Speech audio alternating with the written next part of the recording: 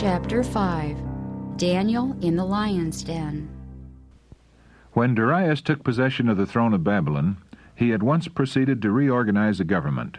He set over the kingdom 120 princes, and over these 3 presidents, of whom Daniel was first. And Daniel was preferred above the presidents and princes because an excellent spirit was in him, and the king thought to set him over the whole realm. The honors bestowed upon Daniel excited the jealousy of the leading men of the kingdom. The presidents and princes sought to find occasion for complaint against him, but they could find none occasion nor fault. For as much as he was faithful, neither was there any error or fault found in him. What a lesson is here presented for all Christians! The keen eyes of jealousy were fixed upon Daniel day after day. Their watchings were sharpened by hatred, yet not a word or act of his life could they make appear wrong. And still he made no claim to sanctification. But he did that which was infinitely better. He lived a life of faithfulness and consecration. A satanic plot. The more blameless the conduct of Daniel, the greater was the hatred excited against him by his enemies. They were filled with madness because they could find nothing in his moral character or in the discharge of his duties upon which to base a complaint against him. Then said these men, "We shall not find any occasion against this Daniel, except we find it against him concerning the law of his God." 3 times a day Daniel prayed to the God of heaven. This was the only accusation that could be brought against him. A scheme was now devised to accomplish his destruction. His enemies assembled at the palace and besought the king to pass a decree that no person in the whole realm should ask anything of either God or man except of Darius the king for the space of 30 days, and that any violation of this edict should be punished by casting the offender into the den of lions. The king knew nothing of the hatred of these men toward Daniel, and did not suspect that the decree would in any way injure him.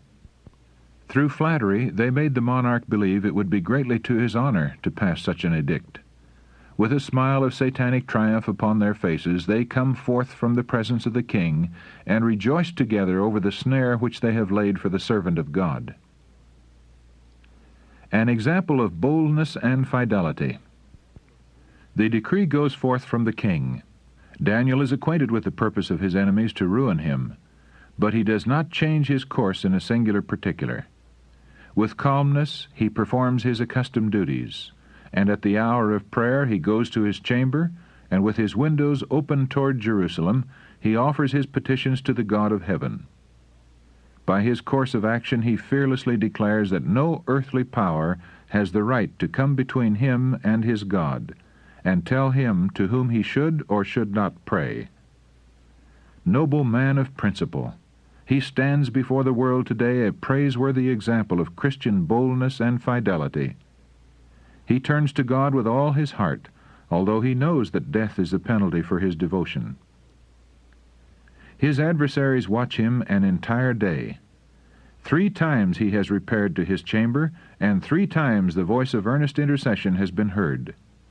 The next morning the complaint is made to the king that Daniel, one of the captives of Judah, has set at defiance his decree. When the monarch heard these words, his eyes were at once opened to see the snare that had been set. He was sorely displeased with himself for having passed such a decree, and labored till the going down of the sun to devise a plan by which Daniel might be delivered. But the prophet's enemies had anticipated this, and they came before the king with these words, "Know, O king, that the law of the Medes and Persians is, that no decree nor statute which the king established may be changed." Then the king commanded, and they brought Daniel, and cast him into the den of lions. Now the king spake and said unto Daniel, "Thy God, whom thou servest continually, he will deliver thee." A stone was laid upon the mouth of the den, and sealed with the royal seal. Then the king went to his palace, and passed the night fasting, neither were instruments of music brought before him, and his sleep went from him. My God has sent his angel. Early in the morning the monarch hastened to the den of lions, and cried, "Daniel, O Daniel, servant of the living God, Is thy God, whom thou servest continually, able to deliver thee from the lions? The voice of the prophet was heard in reply, O king, live forever. My God hath sent his angel, and hath shut the lions' mouths, that they have not hurt me. Forasmuch as before him innocency was found in me, and also before thee, O king, have I done no hurt. Then was the king exceeding glad for him, and commanded that they should take Daniel up out of the den. So Daniel was taken up out of the den, and no manner of hurt was found upon him, because he believed in his God. Thus was the servant of God delivered, and the snare which his enemies had laid for his destruction proved to be their own ruin. At the command of the king, they were cast into the den, and instantly devoured by the wild beasts.